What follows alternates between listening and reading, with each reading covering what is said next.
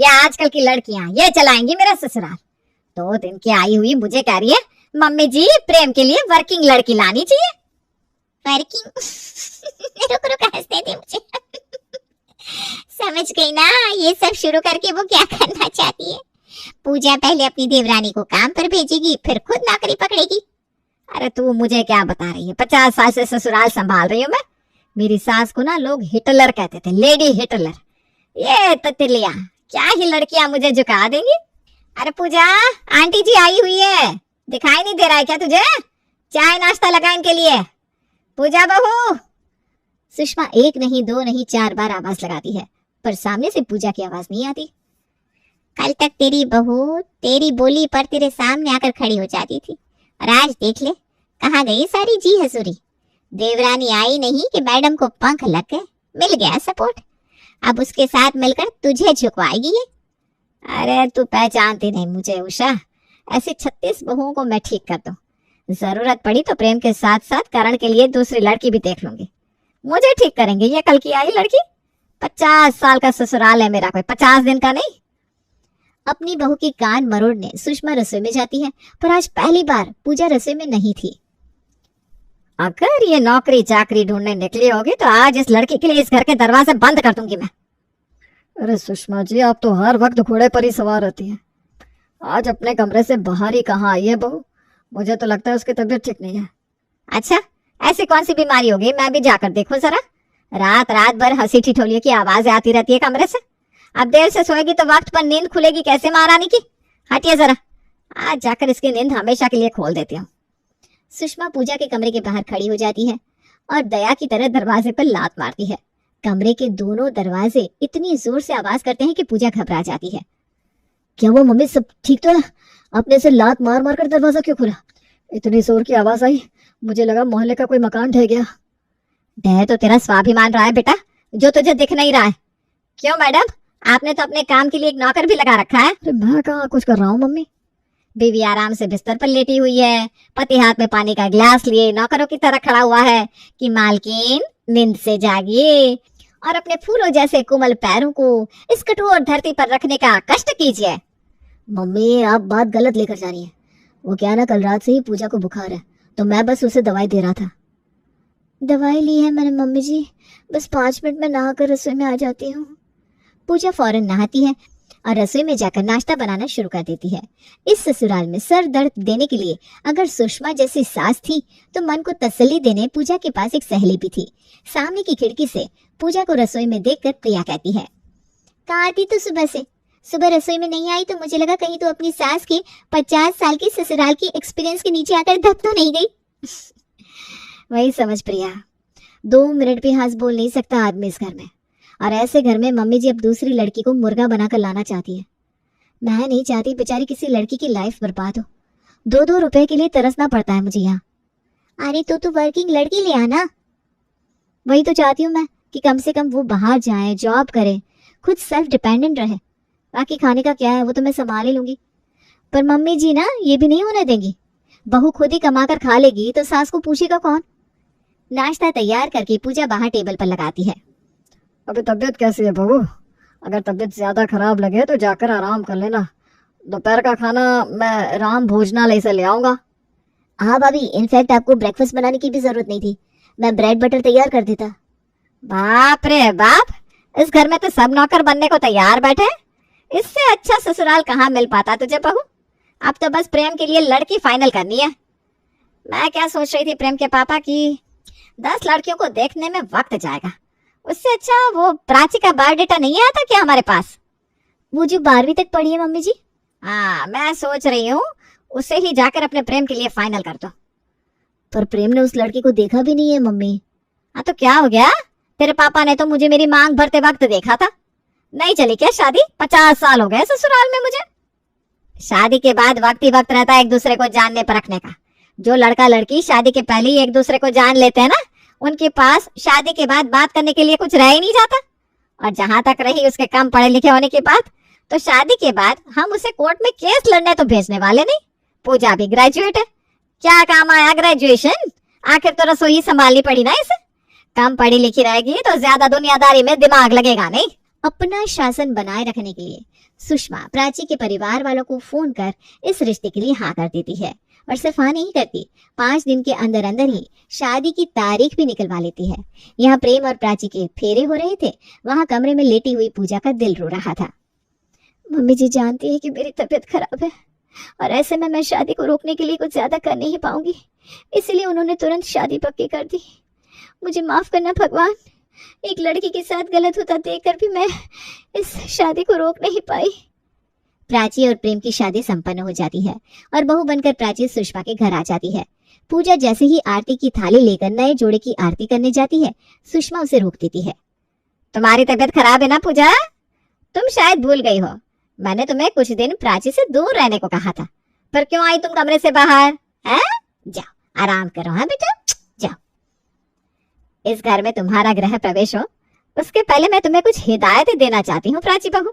पहली हिदायत ये कि ये तुम्हारे ससुराल के पहले मेरा ससुराल है, तो इस घर के जो नियम कायदे मैंने बना दिए हैं उस नियम कायदों पर तुम्हें चलना है। खुद के नियम तुम नहीं बना सकती। ज्यादा पढ़ी लिखी तुम हो नहीं तो नौकरी की बात तो आती नहीं, पर हाँ अपना खुद का बिजनेस करने की भी कभी मत सोचना कि खाना बनाकर सप्लाई का काम शुरू कर दूं, मम्मी जी 2 पैसे आ जाएंगे। ये सब डायलॉग बातें मुझे नहीं सुनाई देनी चाहिए। वक्त पर उठना, वक्त पर सोना और मुझसे बिना परमिशन लिए कहीं जाने की सोचना मत, क्योंकि तुम्हारा पति भी मुझसे बिना पूछे कुछ नहीं करता। ठीक है माँ जी, जैसा आप कहें। सुषमा सिर्फ प्राची को ही हिदायत नहीं देती, वो प्राची के पीछे घर पर भी सभी को समझा देती है कि उन्हें नई बहू के सामने रूल मेंटेन करके चलना है, ताकि प्राची भी वैसे माहौल में ढल जाए। प्राची रसोई में खाना तैयार कर रही थी कि सुषमा वहां पहुंचती है। जेठानी के होते हुए भी तुम्हें काम करना पड़ रहा है बहू, पर क्या कर सकते हैं। जिस दिन तुम्हारे रिश्ते के लिए हाँ कहा मैंने, पूजा ने खटिया पकड़ लिया। अब कौन सी भाभी चाहेगी कि उसके देवर की शादी हो जाए और देवर उसके आगे पीछे घूमना छोड़कर अपनी बीवी के पल्लों में बन जाए। औरत जाती ना ऐसी होती है बेटा। पहले वो अकेली बहू थी तो सारा प्यार, सारा घर का हिस्सा सब उसे ही मिलता था। अब सब कुछ बढ़ जाएगा तो बुखार आना तो लाजमी था। पर तुम ना इन बातों को अपने मन में मत लाना बेटा। इसलिए भाभी शादी पर भी नहीं आई। मैं समझ गई मम्मी जी, सब समझ गई। प्राची के कान भरकर सुषमा रसोई के बाहर आ जाती है। 50 साल से ससुराल ऐसे ही नहीं चलाया मैंने। हाँ नहीं तो। प्राची सभी के लिए टेबल पर खाना लगाती है। देवरानी के मन में तो सुषमा ने जेठानी के लिए बातें डाल दी थी, अब जेठानी के मन में भी थोड़ी आग सुलगाने की कोशिश सुषमा कर देती है। पूजा तो पढ़ी लिखी भी है और संपन्न घर की भी है, फिर भी उसके परिवार वालों ने शादी में गिफ्ट के नाम पर एक सोफा सेट तक नहीं दिया। अरे दहेज थोड़ी ना मांग रहे थे हम, जो भी आता बहू के काम आता। पर तेरे मायके वाले जितना हाथ दबा सकते थे उन्होंने दबा लिया। और दूसरी तरफ प्राची आई, बेचारे के घर वालों के पास माना ज्यादा कुछ नहीं है, पर हम सबके नाम के 11-11 हजार हाथ में रख दिए समधन जी ने, और फर्नीचर के 2 लाख अलग से दिए। कुछ सीखो अपनी देवरानी से। पूजा मैं सब समझ रही हूँ मम्मी जी आप क्या कहना चाह रही हैं, पर इसी बहाने अगर आप प्राची को अच्छे से रखें तो मुझे कोई दिक्कत नहीं है। पर जैसी आप है मैं जानती हूँ, 10-15 दिन की बात है, फिर वही रूप आपका प्राची के सामने भी आ जाएगा। अब कोई बात नहीं मम्मी जी, क्या फर्क पड़ता है, जो भी सामान आया घर पर ही आया ना। ये लो प्राची, सोने की अंगूठी तुम्हारी मुंह दिखाई। वो क्या है ना, मेरी तबीयत खराब थी तो मम्मी जी ने तुमसे दूर रहने को कहा था, बहुत फिक्र है ना उन्हें तुम्हारी। टेबल पर हम खाना खाने आते हैं कि बातचीत करने बहू? खाने पर ध्यान दो। बीमारी का नाम लेकर जेठानी देवरानी को कितने ही वक्त सुषमा दूर रख लेती। धीरे धीरे अब वापस से पूजा रसोई में जाने लगती है।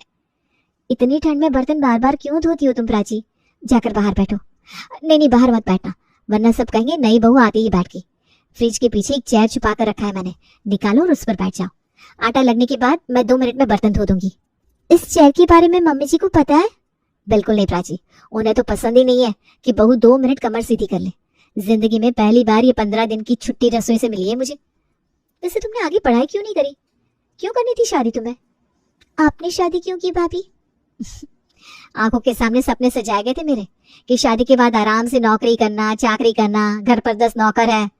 पर यहाँ आए तो कुछ भी हाथ नहीं लगा, बस दिन भर मम्मी जी के ताने सुनने मिले। पर तुम्हारे साथ ऐसा नहीं हो रहा, इस बात की खुशी है मुझे। और तुम्हें पढ़ना है तो तुम्हें मैं आगे पढ़ने भी दूंगी। प्राची एक तरफ अपनी सास की बातें सुन रही थी तो दूसरी तरफ जेठानी की। शाम को बालकनी में जाकर प्राची अपनी माँ को फोन लगाती है। फोड़ दी किस्मत, हो गई शांति मम्मी। दरवाजे पर ही मेरी सास ने कह दिया कि नौकरी चाकरी करने का सोचना भी मत। तुम्हें दिख रहा था बड़ा सा घर, अच्छी खासी प्रॉपर्टी, मार्केट में बड़ा सा दुकान, पर रियलिटी ये है कि दोनों बेटे माँ के सामने चू तक नहीं कर सकते क्योंकि मम्मी जी उन्हें जायदाद से निकाल देंगी। अरे मैं तेरी किस्मत क्यों फोड़ूंगी बेटा, तूने ही अपने बायोडेटा में MBA छुपाकर 12वीं पास लिख दिया था, फिर भी समधन जी ने रिश्ते के लिए हाँ कर दी। ये तो तेरी किस्मत है ना, तूने तो अपना खराब इंप्रेशन डालना चाहा पर उन्हें तू ही पसंद आई। और कितने दिन ही नौकरी कर लेती तू, आखिर में बच्चा और घर ही संभालना पड़ता है औरत को। मेरी सास तो मुझे सब्जी भी खाने को नहीं देती थी, चटनी के साथ रोटी खाती थी मैं। बस मम्मी, तुम जैसी औरतें अपनी बेटियों को ऐसी आग में झोंक देती हो और मेरी सास जैसी औरतें उस आग में पड़ी लकड़ी का बारबेक्यू बनाकर खा जाती। अपने मायके में धोखा खा चुकी हूँ मैं, ससुराल वालों से नहीं खाऊंगी। प्राची अपना दिमाग लगाना शुरू करती है और अपनी सास के साथ अपने रिश्ते और मजबूत करने के लिए उनके पास आती है। आप भाभी से अपने कमरे की सफाई करवा लेती है मम्मी जी, पर मुझसे नहीं करवाती। क्यों ऐसा मम्मी जी, आपको मुझ पर विश्वास नहीं है क्या? अरे तू तो मेरी सबसे प्यारी बहू है बेटा, तुझे ऐसा क्यों शक होने लगा? यह पकड़ मेरे अलमारी की चाबी, मैं यहीं बैठी हूँ, जा जरा अलमारी साफ कर दे। प्राची अपनी सास की अलमारी साफ क्या करती है, साफ ही कर देती है, पर ऐसे जैसे सुषमा को शक भी नहीं होता। और फिर आती है प्राची अपनी जेठानी के पास। मम्मी जी की उम्र तो 55-56 साल की है भाभी, तो फिर ये 50 साल की ससुराल का नियम आया कहाँ से? वो तो बस कहने की बात है प्राची। मम्मी जी 5 साल की थी जब बाजू वाले घर पर रहने आई थी। बचपन से यहाँ आना जाना था, उसके बाद वो बन गई नर्स। नर्स बनने के बाद उनकी पहली पेशेंट उनकी होने वाली सास बनी। यही उनका इलाज करते करते मम्मी जी का रहना भी यही होने लगा। तब शायद पापा जी बाहर रहते थे, फिर मम्मी जी की माँ रिश्ता लेकर आ गई और शादी होकर ऑफिशियली मम्मी जी यहाँ आ गई। लोगों को पढ़ाई करने से मना करने वाली मेरी सास खुद एक नर्स थी और अपने पेशेंट के घर में ही डाका डाल दिया मम्मी जी ने। फिर अगर बहू डाका डाले तो गलत नहीं है भाभी। वैसे मैं क्या कह रही थी कि भाभी अपनी दुकान किसके नाम पर है? जो कुछ है सब मम्मी जी के नाम पर ही है। पापा जी से सारी प्रॉपर्टी मम्मी जी ने अपने नाम करवा ली थी। मम्मी जी से सब कुछ मैं अपने नाम करवा लूंगी। 5 महीने का ससुराल है मेरा, और ये 5 महीने का ससुराल 50 साल के ससुराल पर भारी जरूर पड़ेगा मम्मी जी। दुनियादारी की सारी बातें छोड़कर प्राची दिन रात अपनी सास के आगे पीछे चक्कर काटती रहती, यहाँ तक कि एक रात वो अपना तकिया चादर लेकर अपनी सास के कमरे में आ जाती है। अरे बहू, तुम इतनी रात गए, यहाँ सब कुछ ठीक तो है? वो क्या है ना पापा जी, ठंड का मौसम है, रात में अगर मम्मी जी को किसी चीज की जरूरत पड़ी तो इसलिए मैं यहाँ आ गई। मैं ना यहाँ फर्श पर सो जाती हूँ, साथ में मैं तेल भी लेकर आई हूँ। मम्मी जी अगर पैरों में दर्द हो ना तो कहिएगा, मैं मालिश कर दूंगी। देख रहे हो आप, ये होता है डर और ये होते हैं संस्कार। सुबह मंदिर जाने से लेकर किसी को ताने मारने तक सुषमा जहाँ जाती उसकी छोटी बहू प्राची उसके साथ वहां आती। मम्मी जी वो मैं क्या कह रही थी, नहीं कुछ नहीं। अरे ठीक है, शर्मा लिया तूने, रख ली मेरी इज्जत। चल अब बोल दे, क्या बात है? पसंद नहीं आई बात तो मैं वैसे ही मना कर दूंगी, पर जान तो लूं, तेरे ख्याली पुलाव जा कहाँ तक रहे? वो कल ना उषा आंटी यहाँ पास में एक मॉल खुला है, वहां से बहुत सारी शॉपिंग करके आई थी। उनके हाथ में 10 बैग देखे मैंने। उन्होंने आपको इस बारे में बताया नहीं क्या? कैसे बताएंगे, उन्हें लगा होगा कि आप तो मार्केट जाती नहीं। उषा मॉल गई थी, वो भी मुझे बिना बताए? मर जानी, मेरे पेट की तो सारी बातें जान लेती है और खुद का कुछ बताती नहीं। कितने बैग सामान लेकर आई थी वो? 8-10 ना? हम 15 लेकर आएंगे। चल तो जरा बता मुझे, कौन सा मॉल खुला है? वो सुषमा जो अपनी बहू को एडी के नीचे रखती थी, आज वो अपनी बहू के साथ 15 बैग शॉपिंग करके आई थी, जिसे देखकर सभी हैरान थे। देख रहे हैं पापा, इस नजारे के लिए न जाने कब से तरस रहे थे आप। न जाने प्राची ने कैसा जादू चलाया है कि मम्मी मॉल जाने को तैयार हो गई। आप थक गई होंगी ना मम्मी जी, आप बैठिए, मैं अभी आपके लिए कुछ लेकर आती हूँ। जूस बनाकर लाती हूँ, उससे ना आपको शुगर भी मेंटेन हो जाएगा।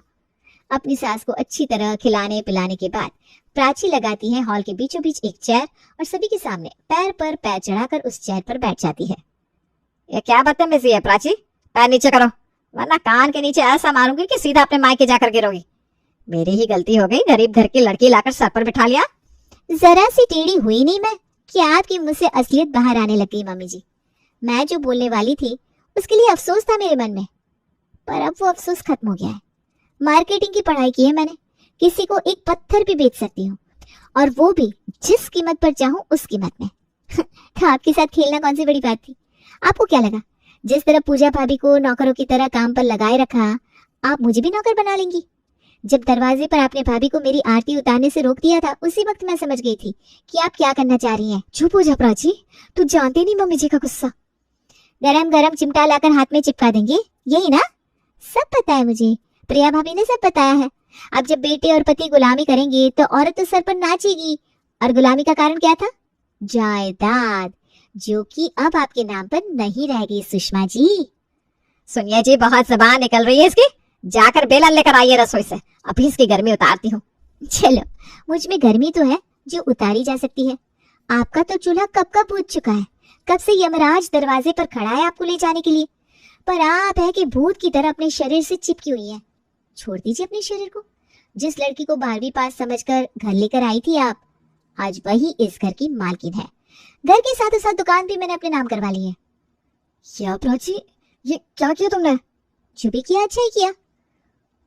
उस दिन जब मैं आपकी अलमारी साफ कर रही थी, घर के पेपर्स निकालकर मैंने वहां दूसरे पेपर्स रख दिए थे।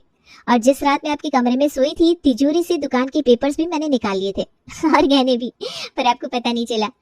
फिर मैंने बनाया एक कागजात जिसमें लिखा हुआ था कि मैं सब कुछ अपनी नई बहू प्राची के नाम करती हूँ। और उस कागजात पर आज ही आपने मॉल की एंट्री के टाइम दस्तखत कर दिए। ये सुनते ही सुषमा पसीना पसीना हो जाती है। आपने मेरी माँ के साथ जो किया सो किया सुषमा जी। आपने तो मुझे भी नहीं बख्शा, ना ही अपने बच्चों को। तो आपके ऊपर सवा शेर तो आना ही था। 50 साल का आपका एक्सपीरियंस बेकार हो गया सुषमा जी, वो भी 5 महीने के एक्सपीरियंस के आगे। प्राची सब कुछ अपने हाथ में लेने के बाद एक रियल लीडर का काम करती है और अपने घर वालों को बेकार के प्रेशर से आजाद कर घर चलाने लगती है।